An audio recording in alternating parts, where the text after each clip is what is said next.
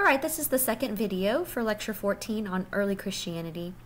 And I wanted to talk about the different forms of Christianity that existed in the first several centuries.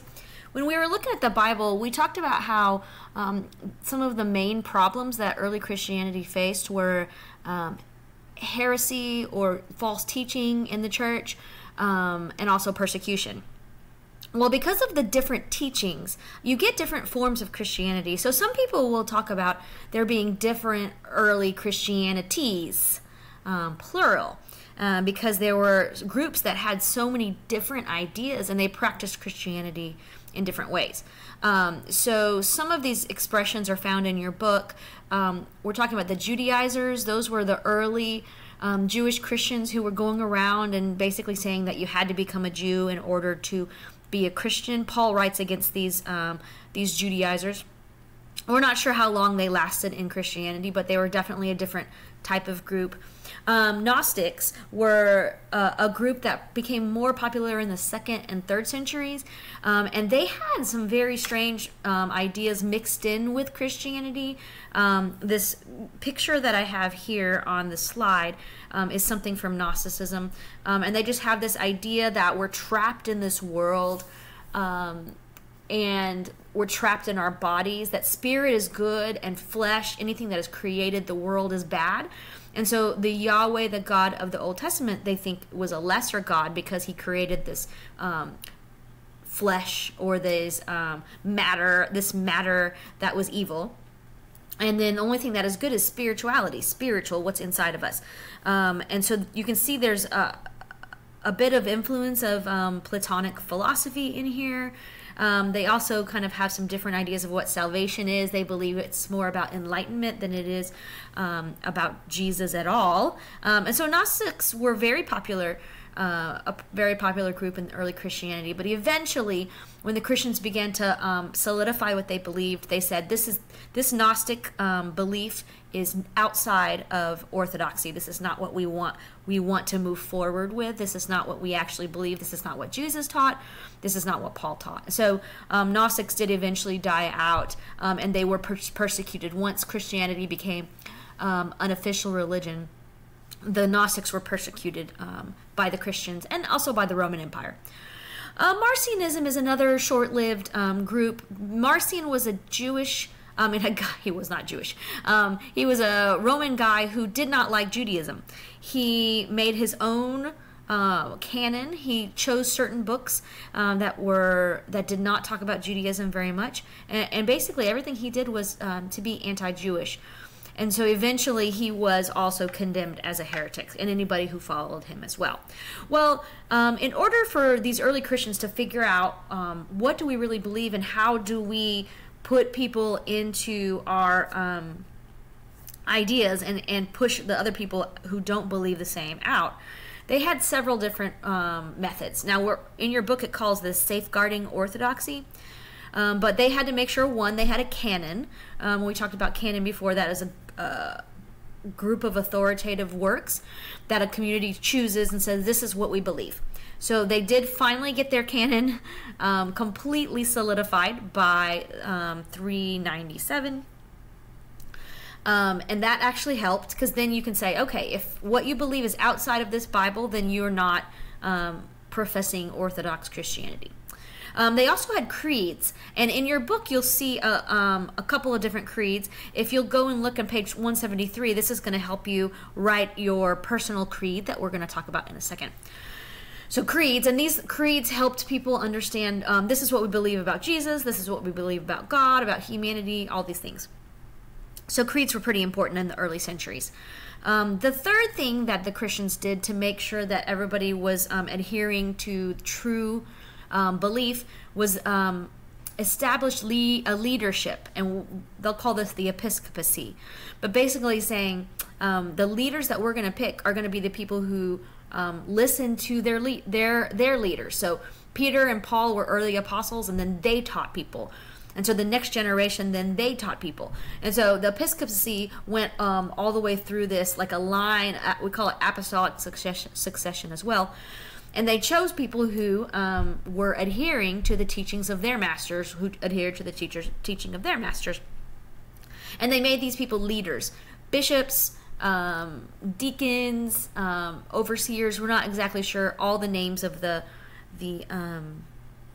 figures at this time, but we do know that there were bishops, and bishops helped oversee whole churches and groups of churches, and they helped also people understand what it was that Christians believed.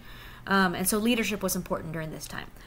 Now, for your reflection exercise this time, now you don't have to do it right now, you can do it at the end of this video, but I want you to write a personal creed for yourself. So the early Christians wrote creeds to talk about what they believed and what was important to them, and so this is what you're going to do. Now, this does not have to be religious or Christian. If you are not a Christian, then you do not have to put something about Christianity, but I do want you to think about what is important in your life, what you believe in, what are some of the rules maybe you live your life by, your philosophy of life. Some people call this like a life motto or something. And in 75 to 100 words, so it's not super short, but it's not super long either, I want you to write your own personal creed. Now, I don't want you to copy this from anywhere. I want it to be your words, and I want you to prioritize what is most important to you. But I want you to write it in that poetic form that the creeds are written in. So you might want to go back to page 173 in your book and look at a creed and get a feel for that style, and then that's what you're going to turn in for your reflection exercise this time. We're going to move on. You can do this exercise at the end of this video. Okay, so probably the most influential figure in early Christianity was not even a Christian at first. He was an emperor. We call him today Constantine the Great. We're going to watch a really brief video on him, and then we'll talk a little bit more about him. Hey, what's up, my friend Calic and I here. In a moment, I'm going to step into my office here at my home and pull out my computer. All right, now we're going to watch it.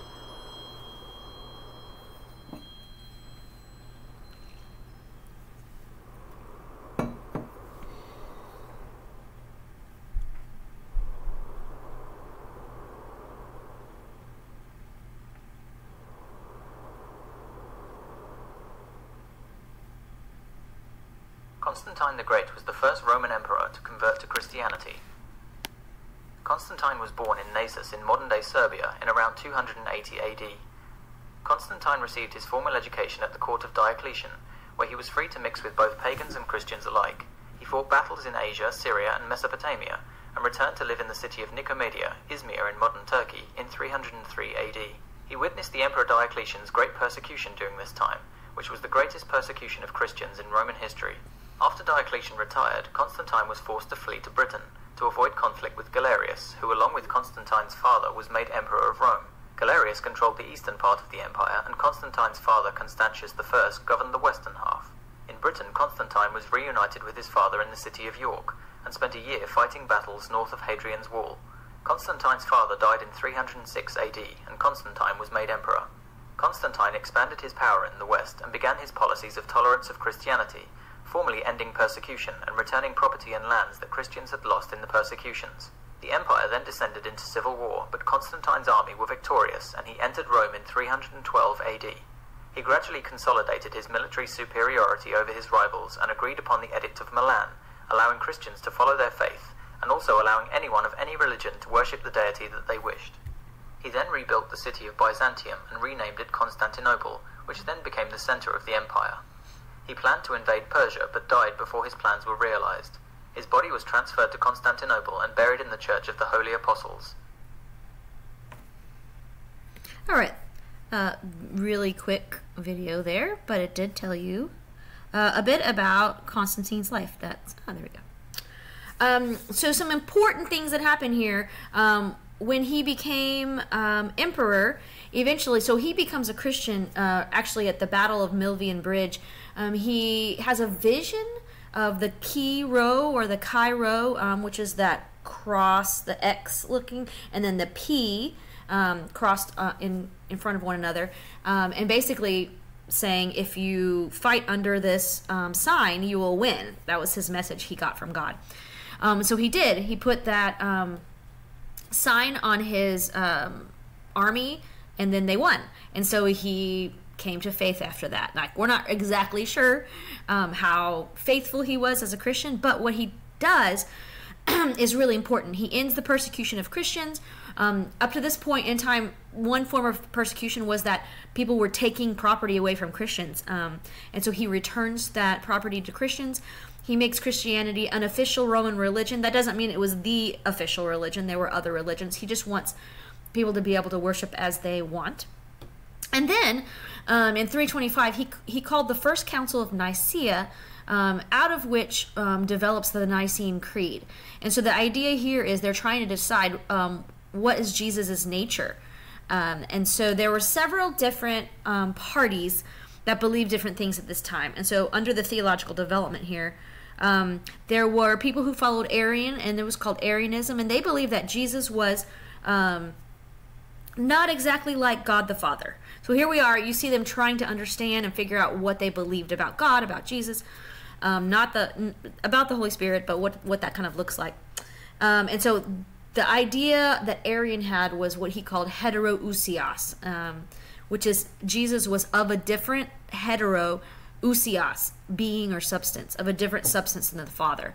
So then you have a bit of a hierarchy where the God the Father is above and then Jesus is below. So that was his idea. Athanasius and others had the idea of homoousios, that Jesus was of the same substance of God, of the Father.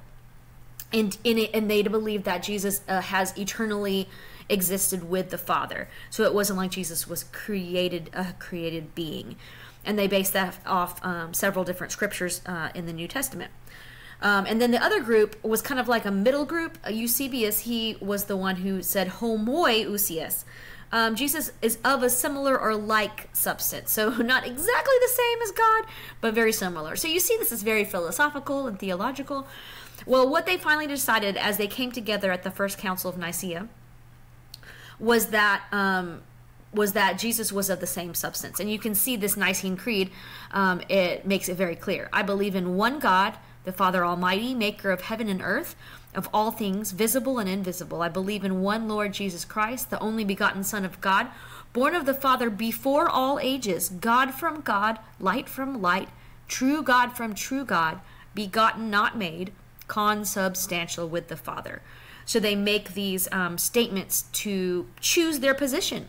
And their position is that Jesus is of the same substance of God. So you kind of get a feeling of how early Christianity developed their ideas. They would have councils, they would talk about it. There would be differing views, but they would pick a view and then they would put that in a creed. And so you can see that's why the Nicene Creed comes about. I think this is the last slide for this lecture, and I'm not going to go through all these people, but just note that as Christianity became a more accepted religion, there were many people who wrote about it, many what we call theologians who were academics, who wrote many things defending Christianity and talking about theology. So in the earlier centuries, in 2nd and 3rd centuries, you get people like Irenaeus, who was a bishop who combated false teaching and heresy. You get Tertullian, who was really important Christian from North Africa, who defended Orthodox theology as well. And then Origen, who was really more of a philosopher, and he had some extreme ideas, but he was very important in the 2nd and 3rd centuries. And then once you get into the 4th and 5th centuries, more and more people become important theologians. Athanasius, I mentioned him when we were talking about the Nicene Creed. The Cappadocian Fathers, who are Basil of Caesarea and Gregory of Nyssa and Gregory of Nazianzus. Actually, their sister Macrina was also a theologian, which is pretty rare in these early years to have women become educated and also speak on Christianity's behalf. But that's one of the great things about Christianity, is that from the beginning they included women in their leadership. Now, as the years go by and the church becomes more political, it was harder for women to be leaders in the church because there was too much political power tied up with it, and society itself did not accept women as political leaders. So that's what happened. But from the beginning, women were included. And then other people of note are Ambrose, who was a bishop of Milan, Augustine or Augustine, you hear people say that two different ways, who was a wild pagan who becomes a Christian, and he writes some really great things. And then Jerome, who was the monk who translated the Bible into Latin. And we are out of time.